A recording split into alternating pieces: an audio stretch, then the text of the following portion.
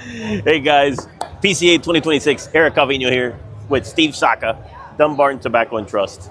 Steve has got obviously a bunch of releases, but I want to focus on one because one has a great story, I think. Okay. So I love the Sobremesa Tapa Negra, the fact that you've kind of like come back to this thing, but I want you to tell us that story. So why did you come out with this Tapa Negra in the Sobremesa line? So back in like the 90s, there was a cigar maker named Frank Llaneza. Yep. Right, very famous cigar maker. He was the original makers of the non-Habanos Punch and Hoya de Monterrey and El Rey de Mundos and Bolivar. And he told me that, because I was talking about barber pole cigars and all of that and all the artistic stuff. And his attitude was that was stupid. Okay, those are his words. Gimmicky, yeah. Gimmicky, boom, boom, boom, boom, boom. He said, there's only one reason that you should ever do this. And I'm like, what? And he said, well, when you do this, where you take a mild cigar, a Connecticut shade, kind of creamy, smooth blend, but then you wrap the head in like a really robust wrapper. In his case, he would use broadleaf because he was like a broadleaf king. And he said, because when you do that, it's not only visually interesting, but he says it actually changes the actual smoking experience, because what ends up happening is you now have in contact with your palate the flavor of that much stronger, spicier tobacco, but yet you're not changing the strength level of the cigar you're smoking. So you end up getting the extra richness, you end up getting the extra taste profile, but it doesn't actually increase the octane of the cigar. So it's not only something that is visually interesting, but it's actually something that changes the smoking experience that is actually, in his opinion, to be a positive one. So when I worked for Lou Rothman at JR Cigar, we actually did a small release of a cigar called La Excepcion that was it was like a series of these limited releases. And that was in it was like 2001-ish, I think. Oh, okay. And for the third release we did, because Frank was making the cigars, Villazon, and we did the Tapa Negra, the La Excepcion Tapa Negra, and it was wildly popular. And in fact, I was like, Lou, we got to buy more of these. We have so many reorders. He's like, no. I said it was going to be limited. We're only making 1,500 boxes. And like, whether Lou Rothman sold 1,500 boxes or he sold 10,000 boxes, that didn't move the bottom line. No. So he said, I'm only going to make it limited, so that's it. So it never came back. And it always bothered me. And then when I went to Drew, and I was kind of like the primary contact with Hoya, and they obviously made their Connecticut shade Hoya de Nicaraguas, and I was like, hey, let's do this. And so the idea of Cabinetta was reconstituting this same thing.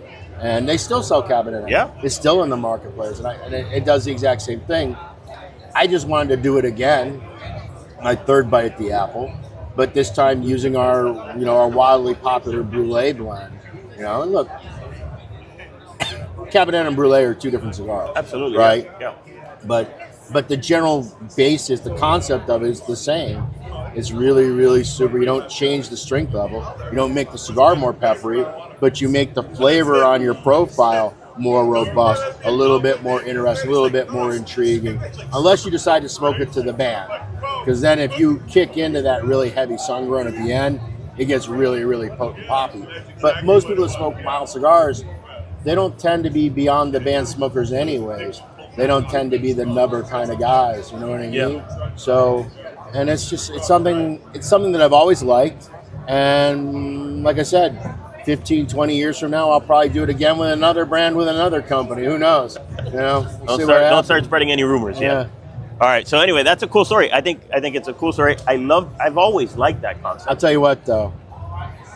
I did one weird thing. This turned out to be a little bit of a technical problem.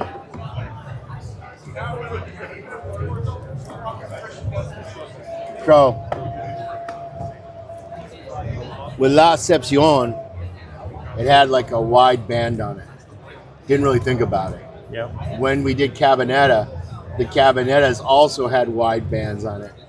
Because the Sobremesa ring is so thin, we have to be so precise where the transition is to get the black and tan thing going on, this actually turned out to be a bit of a nightmare. I believe it. Right? I didn't even think about it until we like actually went to start batting. Like, well, this one's no good. This one's no good. So we actually made we made it more challenging than it needed to be by that. But look, we got it right. I mean, but, so far, all the ones I've looked at have been perfect, spot on. But I and it does look sexy as hell on the box. When you look at that, I think it's an interesting cigar. I really do.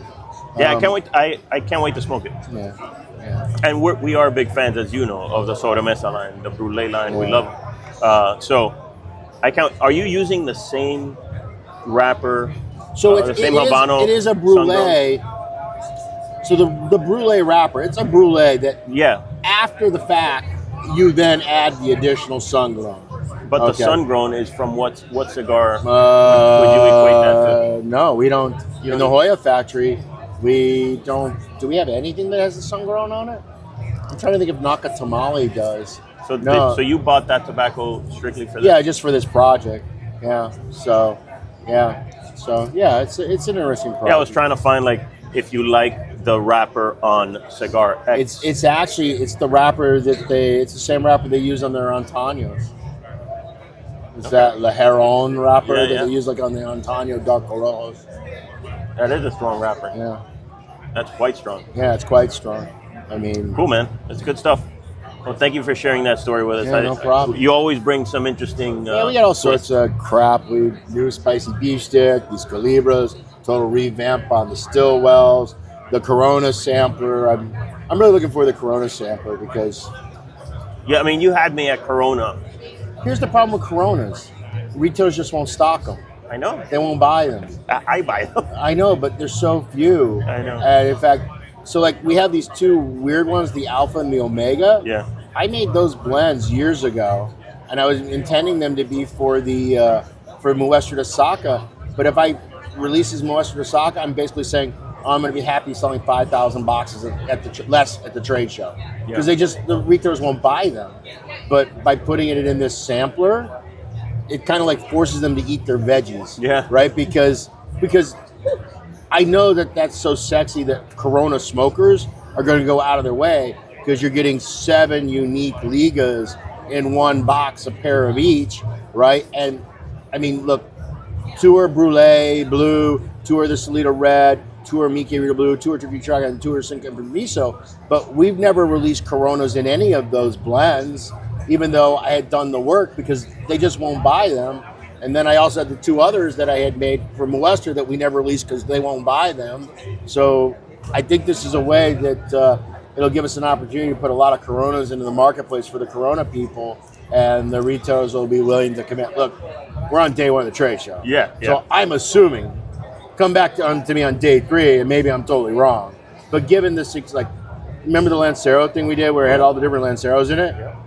They bought so many of those that we had to like stop taking orders because we couldn't roll them in time. Yeah. Right. So if they were willing to buy all those Lanceros when they were in the sampler set, I feel like they're going to be willing to stock these too and put them on the shelf. So hell yeah. I feel like it's a real. I think it's going to be a win for them. I think it's going to be a win for Corona smokers. I can't wait to do the.